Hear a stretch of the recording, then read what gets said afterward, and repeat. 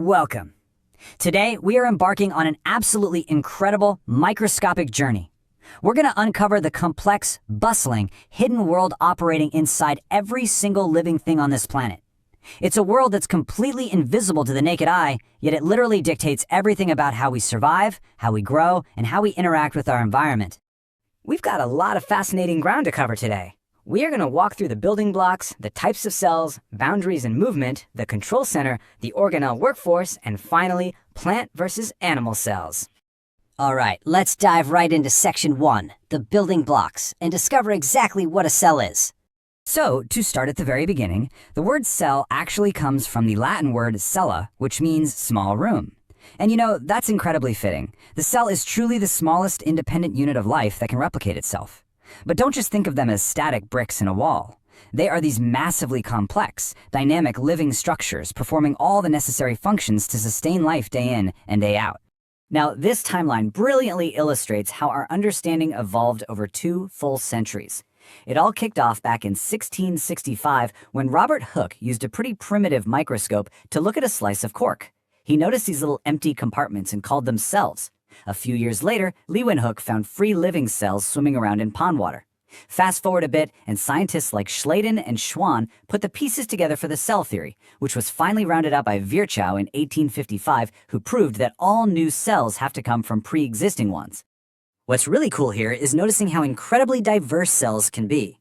They aren't all just simple little spheres. Their shape is directly tied to their specific job. Take a nerve cell, for example. It is long and heavily branched so it can rapidly fire and transfer messages throughout your entire body. On the flip side, a single-celled amoebal doesn't even have a set shape. It constantly morphs and changes its form, projecting out these false feet just to move around and feed. Moving right along to section 2, types of cells, where we'll look at organism categories. It is just mind-blowing to think that a unicellular amoeba handles eating, breathing, waste removal, and reproduction all by its lonesome. I mean, it is a literal one-stop shop for survival. Multicellular organisms, on the other hand, like humans or giant redwood trees, we rely on a massive, highly coordinated team of specialized cells. Our cells group up to form tissues, those tissues form organs, and that whole system allows complex life forms like us to thrive. But beyond just the sheer number of cells, internal structure divides life into 2 major camps. Think of prokaryotes, like your average bacteria, as the basic, older models. They are stripped down. They lack a nuclear membrane, they only have a single chromosome, and they're missing complex internal structures. Meanwhile, eukaryotes, which make up fungi, plants, and us animals, well, we are the advanced models. We're fully packed with membrane-bound organelles and distinct, well-defined nuclei. Okay, section 3, boundaries and movement. Let's see how these cells protect themselves.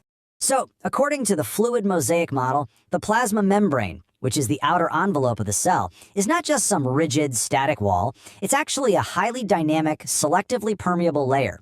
It uses a clever mix of lipids that form a protective barrier alongside proteins that act like bouncers at a club, serving as specific receptors and transport channels. Together, they strictly dictate what gets to enter and exit, allowing essential stuff like oxygen and carbon dioxide to easily pass through. And when water needs to move across that boundary, it uses a special type of diffusion called osmosis. The environment surrounding the cell is absolutely critical here. If a cell is in a hypotonic solution, where water concentration outside is higher than inside, the cell absorbs that water and swells right up. That is exactly why your fingers get all wrinkly in the bathtub. If it's isotonic, everything stays perfectly balanced. But in a hypertonic solution, the cell rapidly loses water and shrinks. Which, by the way, is exactly why drinking ocean water will severely dehydrate you. Let's transition into section 4, the control center, and take a look inside the nucleus.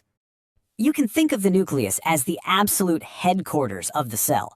It's heavily protected by its own double-layered nuclear membrane, and it basically dictates everything, from cellular reproduction, where a single cell splits into 2, to how the cell will physically grow up and function. The nucleus is pulling all the strings by directing the cell's chemical activities. So what's actually sitting inside this headquarters? Well, this is your fundamental genetic blueprint we're talking about. Inside, you'll find chromatin material that tightly organizes into these rod-shaped chromosomes right when the cell gets ready to divide. And these chromosomes are made of DNA and proteins. The functional segments of this DNA are called genes, and they hold every single inherited trait passed down from your parents. So if your dad has brown eyes, it's quite literally the genes inside the nucleus that transferred that exact trait to you. Now for Section 5, the organelle workforce. Let's meet the microscopic machinery keeping the cell alive. As we explore these cellular workers, we immediately run into one with a very intense nickname. I mean, we hear a lot of dramatic names in biology, but this one poses a truly fascinating question. Why on earth would a cell ever need a suicide bag? Well, lysosomes are these little single membrane vesicles packed to the brim with incredibly potent digestive enzymes. Their normal 9-to-5 job is acting as the local waste disposal system, digesting invading bacteria and breaking down old, worn-out cell parts. But if the cell sustains critical damage or is dying, these sacs actually burst open. Those released enzymes then safely dismantle and digest their own cell from the inside out. It's an ultimate act of self-sacrifice just to prevent toxic issues for the surrounding tissue. And the lysosome is just one tiny part of what is essentially a crowded, highly organized cellular factory floor. Because our eukaryotic cells have to perform so many complex functions all at the same time, they use these membrane-bound organelles to separate out different chemical reactions. It keeps the whole system running incredibly smoothly without anything interfering with each other. This whole setup operates in absolute harmony, literally like a flawless manufacturing supply chain. The rough endoplasmic reticulum builds essential proteins. The smooth ER handles the fats and works overtime detoxifying the cell, which, let's be honest, is a tough job after a long weekend. Then, the Golgi apparatus acts as your shipping center, packaging and dispatching these products to wherever they're needed. And absolutely none of this works without the mitochondria, the powerhouses providing the ATP energy currency to make the whole shebang happen.